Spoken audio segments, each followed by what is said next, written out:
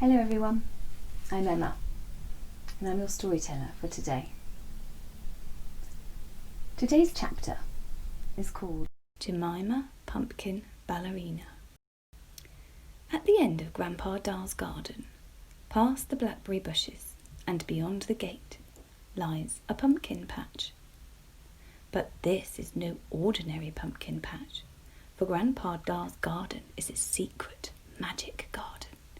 In fact, it's so secret, even Grandpa Dar doesn't know of its magical properties. And this is where our story begins.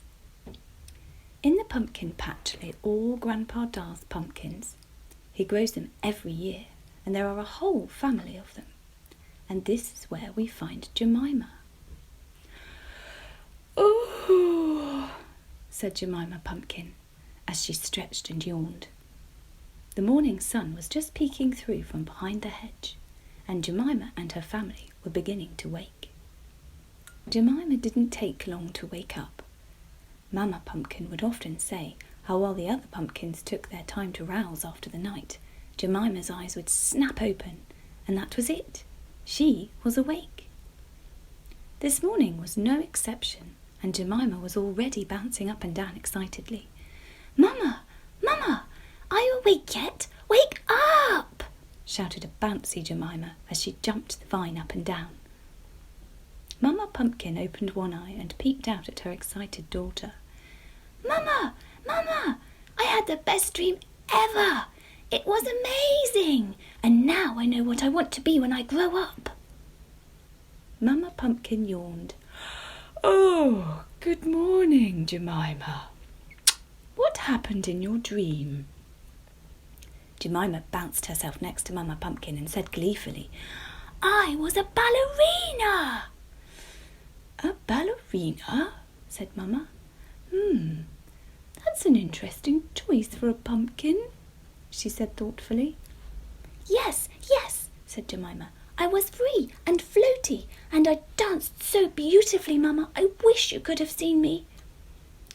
"Well, it certainly sounds like a lovely dream, Jemima," said Mamma Pumpkin, "although I'm not sure pumpkins are made to be ballerinas," she questioned. Before she could continue, Papa Pumpkin coughed and joined in the conversation. Morning. A ballerina, you say, Jemima?" "Yes, Papa. Oh, yes. I was so good and light on my feet. Oh, how I danced, Papa." "And now you want to be a ballerina?" he said. "Yes, Papa. Oh, yes. There's nothing I want more in the world."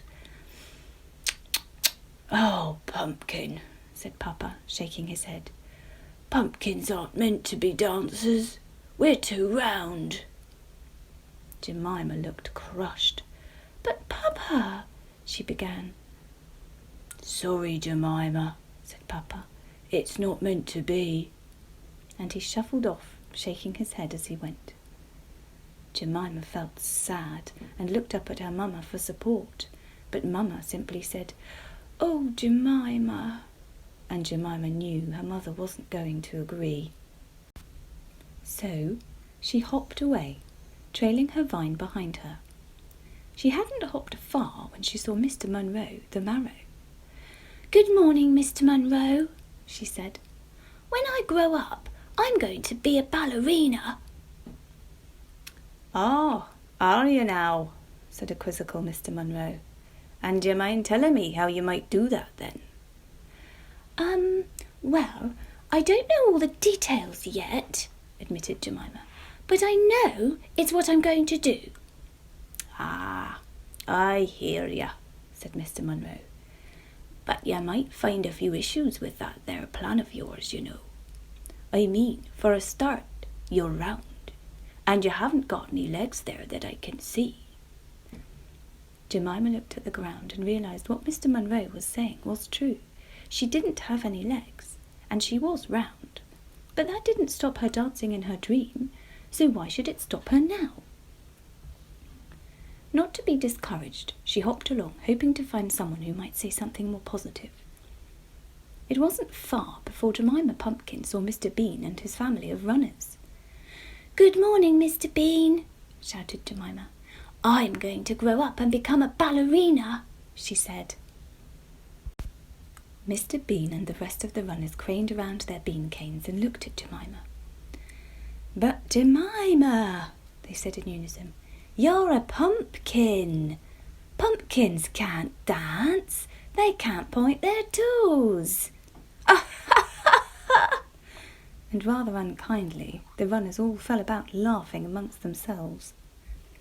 Poor Jemima Pumpkin was really feeling flat after that. All she wanted was for someone else to believe in her as much as she did. She rolled on past the runners and sat down, feeling very sorry for herself. "Maybe they're right," she sniffed, as a tear escaped down her cheek and rolled onto the ground. Maybe I'll never be a ballerina. I'm too round, and I have no legs, and I can't point my toes." And she sniffed some more as more tears rolled down her sides and splashed onto the ground. "You can roll, though," came a little voice from below. "What?" said Jemima, looking down to see the source of the voice as she sniffled once more. "Look, enough of that," said the voice again. "Can you stop dripping on my head?" Jemima bounced back a little and saw to her surprise a little earthworm. Oh, I'm sorry," she said. "I didn't realise you were there. I didn't mean to cry on you." "It's okay," said the worm. "I know you didn't. And to be honest with you, this here soil could do with some watering, so your tears haven't gone to waste. Listen, I couldn't help but overhear what you were saying," he continued, "about not being able to be a ballerina and that." "Oh," said Jemima Pumpkin, feeling a little embarrassed that he had heard her. "You know, you can roll, though," he said. "Can I?" she said. "I mean, I've never tried, so I don't know if I can." "Well, you are round, aren't you?" he said. "And round things can roll." "Oh, I see," said Jemima. "I hadn't thought about it like that. But how does rolling help me become a ballerina?" she asked. "It doesn't," said the worm. "But I'm a firm believer in using what you've got," he said. "And what you've got is round. So you, my little pumpkin, can roll once you grow too big for this vine of yours. In fact," he continued, "I'd go as far as to say you'll make a most excellent roller. There's a dance called the rock and the roll," he said. "I've heard Grandpa Da talking about it. You'll be good at that. All you need to do is find a rock to do it with." And with that, and with a little wriggle, the worm vanished under the soil and was gone. "The rock and roll," said Jemima to herself, wondering what that could possibly mean, when all of a sudden she saw all about her lots of rocks. Jemima had rarely ventured this far on her vine, and so she'd never noticed the rocks before. Excuse me," she said rather nervously, "but I'm looking for a rock I can roll with." Several of the rocks opened their eyes and looked about themselves, but only one spoke. "Can you roll?" he said. "Well, not yet," she answered honestly, "but I'm very round, and I will make a most excellent roller when I'm off the vine." Said the rock, and he hopped down to take a closer look. After he'd finished inspecting her all around, the rock said, "I think we've found ourselves a roller," to which all the rocks started cheering. "Want to give it a go, then?" he said to Jemima. And before she could answer, he gave her a swift nudge. Before she knew it, Jemima was off the vine and rolling around with the rock. Never before had she had such fun. She rolled this way and that way, and the rock jumped forward and back and twirled her about. They danced and danced until before she knew it, the sun was already overhead. "I'd best get back to my pumpkin patch," said Jemima. "Mama and Papa Pumpkin will be worrying about me. Oh, how I wish they could have seen me dance!" Jemima thanked the rock and turned to leave, even though she really wanted to stay. Much to her surprise, as she turned to leave, Jemima saw her whole pumpkin family were already there. They had been watching. "As soon as we felt you leave the vine, we came to see what had happened," said Papa Pumpkin. "And there you were, rolling about," said Mamma Pumpkin. "I can't believe it.